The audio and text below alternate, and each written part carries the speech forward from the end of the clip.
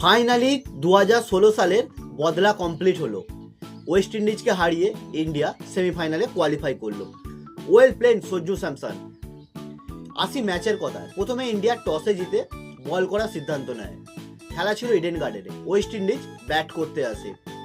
West Indies নির্ধারিত 20 ওভারে 195 run করে এবং 196 রানের টার্গেট দেয় টিম ইন্ডিয়াকে। এই 196 রান তারা করতে এসে আবারও ব্যর্থ হয় অভিষেক শর্মা, ঈশান কিষান। কিন্তু দুর্দান্ত খেলে যান সঞ্জু স্যামসন। অপরাজিত 97 রান করে ইন্ডিয়াকে জয়লাভ করিয়ে দেয়। ব্যর্থ হয় সূর্যকুমার যাদব। অবশ্য ভালো ইনিংস খেলেছেন তিলক বর্মা, শিবম দুবে এবং হার্দিক পান্ডিয়া। ইন্ডিয়ার হয়ে সবথেকে ভালো বোলিং করেছেন জসপ্রীত বুমরা এবং প্লেয়ার অফ দ্য ম্যাচ নির্বাচিত হয়েছেন সঞ্জু স্যামসন। এইরকমই ক্রিকেট রিলেটেড আপডেট পেতে আমার চ্যানেলটা অবশ্যই সাবস্ক্রাইব করবেন।